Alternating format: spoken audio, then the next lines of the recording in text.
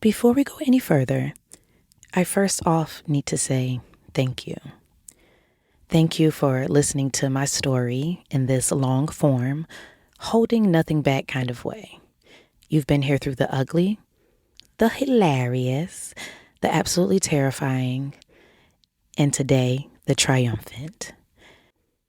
From here on out, we are switching gears a little bit, but before we do, you absolutely deserve to hear the rest of my story. The part where I finally went from fighting for my life to living it. Also, just so we're on the same page, I want to have a quick vocab lesson. So, when I refer to my ostomy or my loop ileostomy, I'm referring to the small loop of intestine that was pulled through my belly to make a stoma.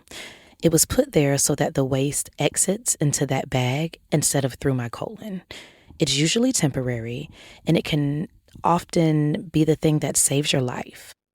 When I refer to clinical remission or Crohn's and colitis remission, that means that my Crohn's and colitis symptoms kind of go quiet, and tests don't really show any active inflammation.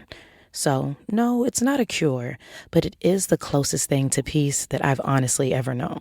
So, today, I'm going to be walking you through the bag that I begged for, facing surgery in the middle of a pandemic, the unglorious, real-life, liberating truth about living with an ostomy, and the exact moment I realized that I was finally free. I'm going to be bringing you the tips, the hard-won lessons, and the truth I wish someone had given me, so that maybe your road to remission is just a tad shorter, a tad smoother, and maybe a whole lot less lonely. I'm Sunny D, RN, BSN, 20 years spoonie, and baby, welcome to Spoon Space.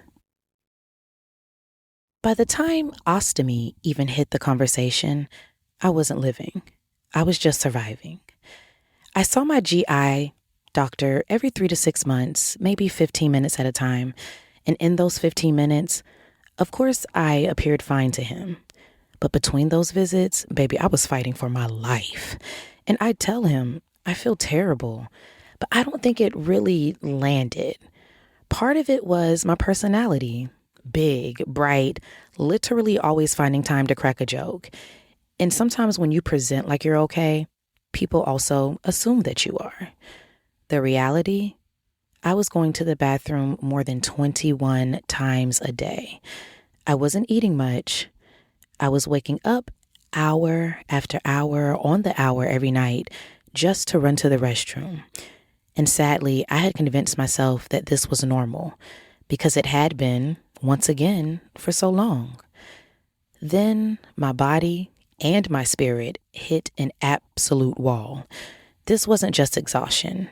This was bone deep, soul and cellular level. It was a tired that no amount of sleep would ever be able to fix.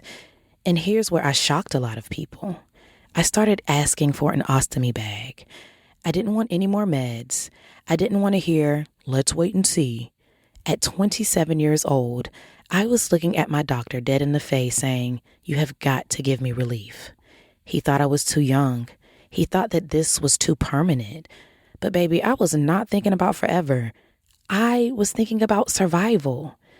And as most of you know, and some who don't, thankfully, when you're in survival mode, you're not thinking about the next 6 to 12 months. You're literally just thinking about the next moment of relief. And listen, my Crohn's was in the lower part of my digestive system, and so I really wanted it to rest. I wanted to have one meal without bracing for pain, one day without mapping every bathroom within a 20-mile radius. And here, my doctor was definitely trying to help, God bless his soul. But he just kept increasing my meds, switching the combos, hoping that something would click. But in those months of trial and error, I was so miserable. So baby, I advocated. I pushed. Almost every visit, I am on his top. You hear me? Doc, I see you a few times a year, but between these visits, I'm literally fighting for my life. And baby, it paid off.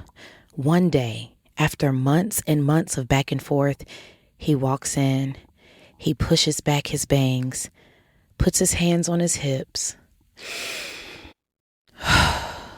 takes a deep sigh and says, "You know what? Let's do it."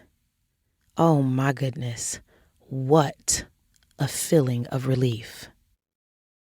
I had had surgeries before, so I wasn't really scared in that way. In fact, I'll admit, I was beyond scared. I was desperate, too sick to think about scars, body image, or even what life might look like in a month.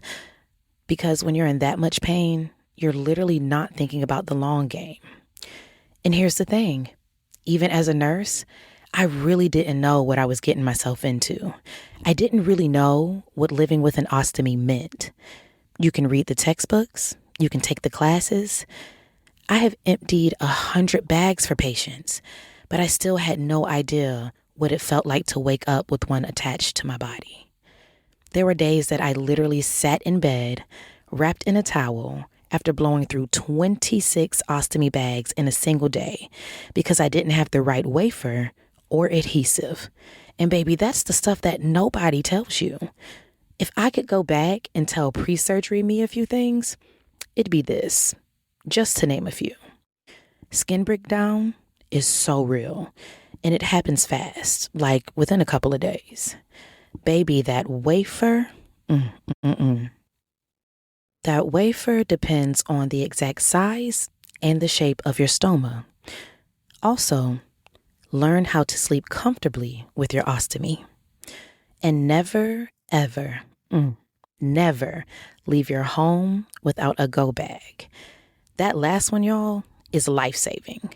Because it's already enough that your ostomy, for lack of a better word, inflates like a balloon after you eat a drink. You also don't want to add a leak on top of that. So, picture this. It's the middle of the pandemic. Hospitals are locked down tighter than TSA, baby. Visitor badges, worthless. Life really felt like one long hospital shift. I was working as a dialysis nurse at the time. High exposure, high stakes, surrounded daily by people that were literally hanging on by a thread. And suddenly, again, I was the patient. The hospital rules were so brutal. No visitors for surgery, no visitors for recovery. Just me, my soon-to-be ostomy, and those dry, bland, beige hospital walls. I did FaceTime my family as much as I could.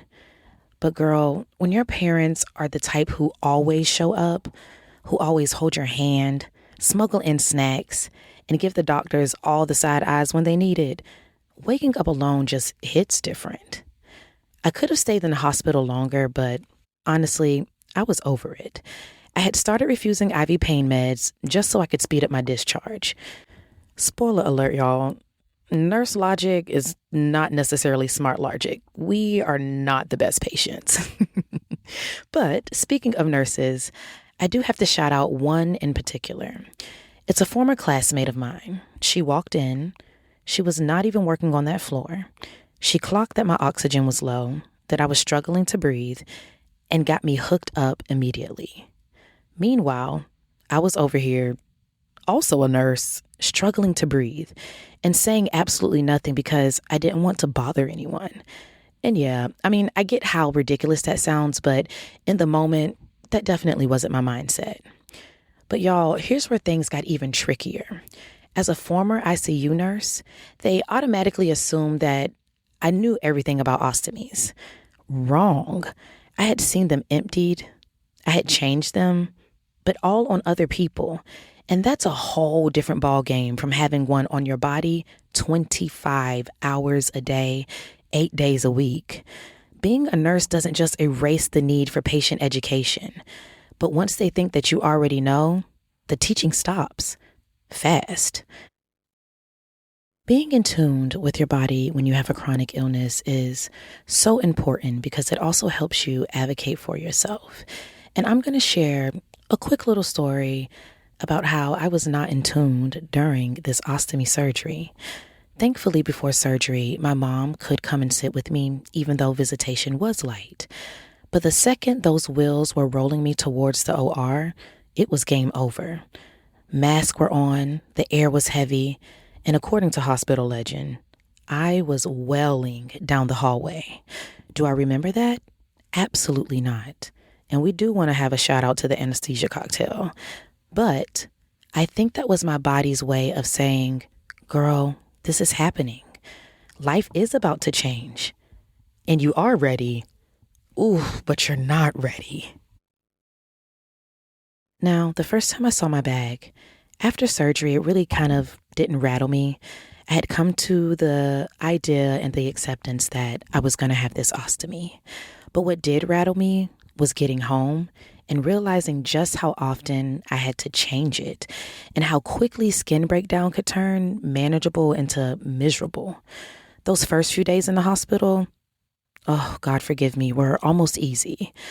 Honestly, I don't even remember the first few days. Probably the drugs.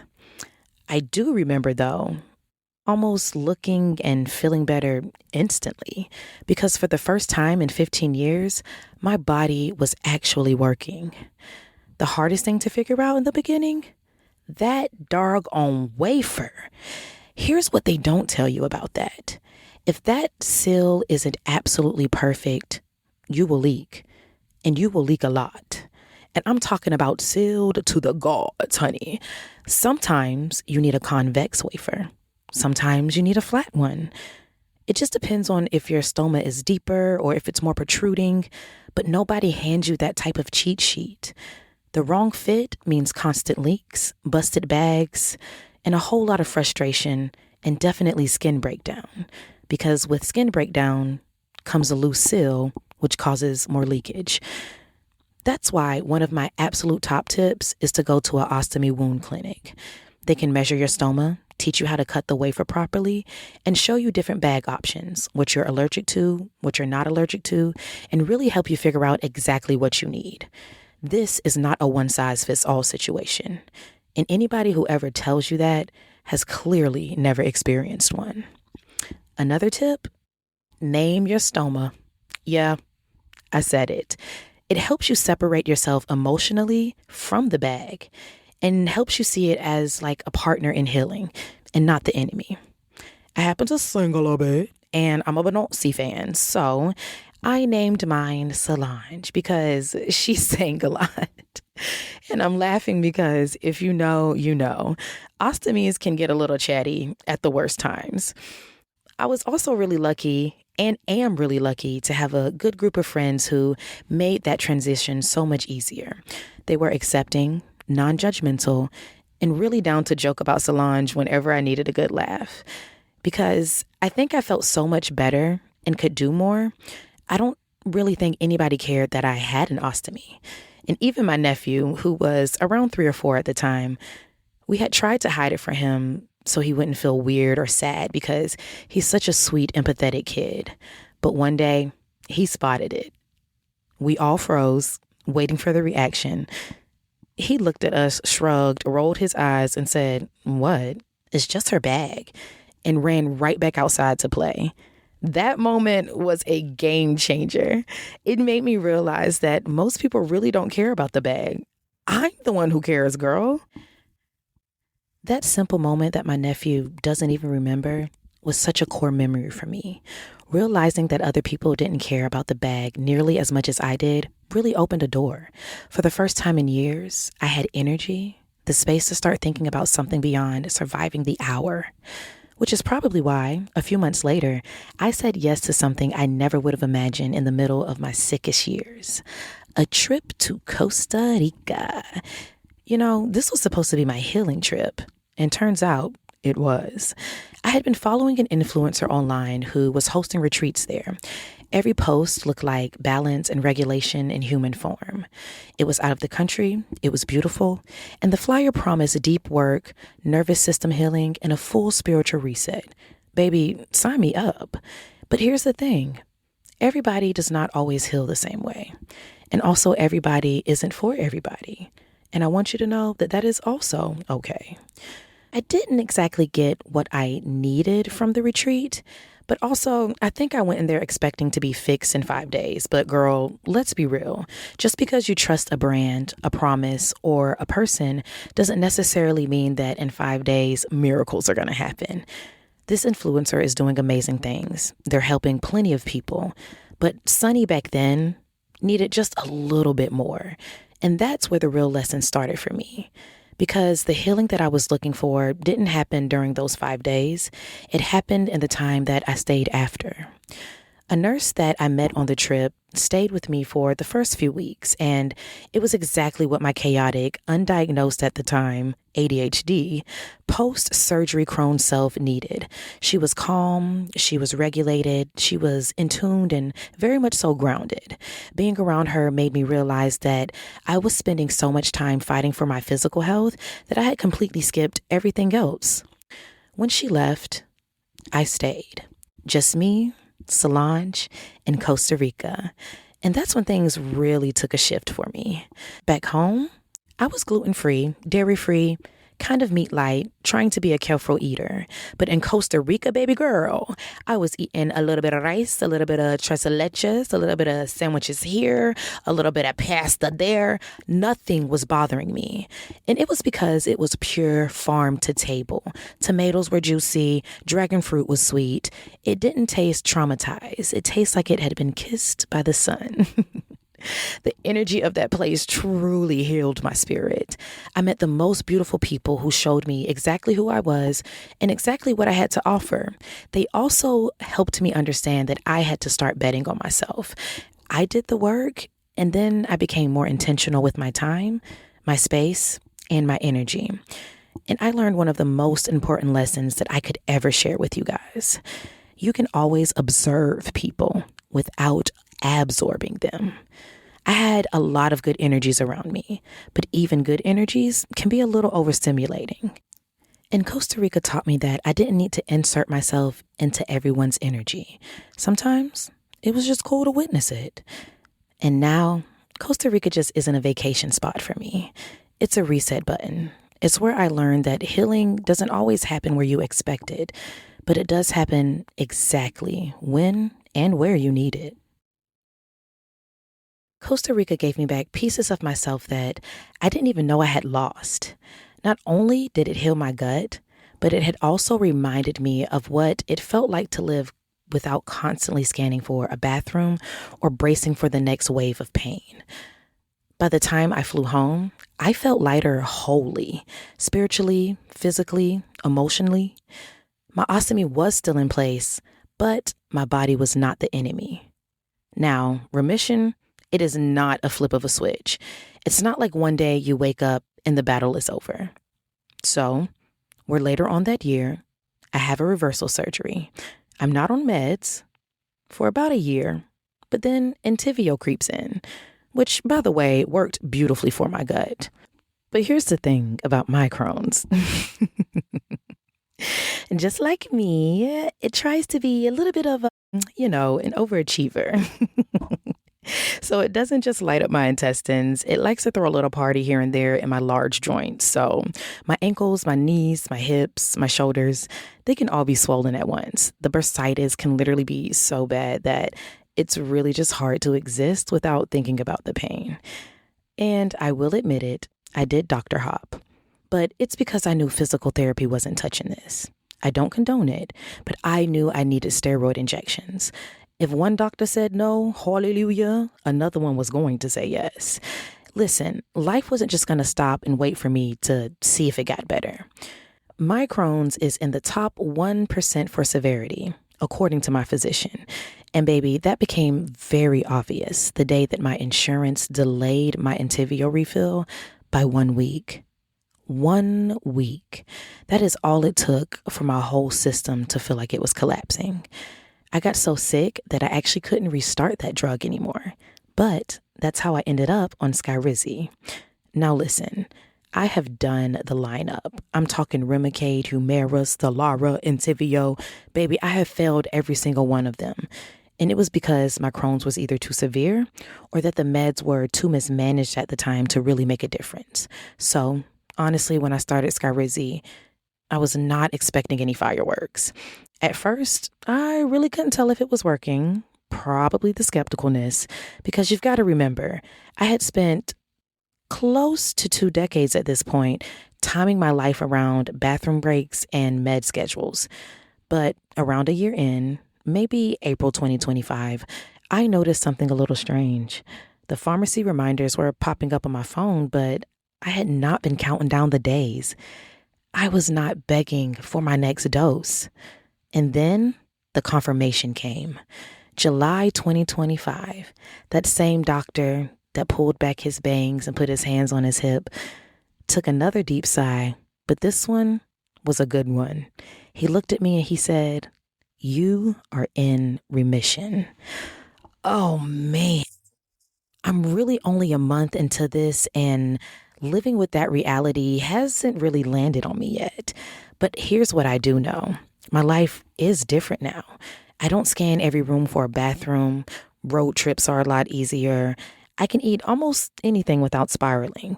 Now, the fatigue is still there, but chronic illness doesn't vanish away. But it is a whisper compared to the big roar that it used to be. If you're still in the trenches, here's what I learned the hard way. Advocate for yourself loudly. Try not to obsess over the side effects of biologics because most of them do list the same ones. Always learn your drug checkpoints. For example, with Skyrizi, I believe if you don't see relief by week 14, it's time to talk to your doctor about adjusting a dose or adjusting a med.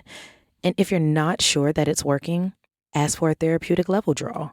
Be patient, but don't be passive. I went through hell, a pharmacy aisle of failed medications, and more tears than I can count to get here.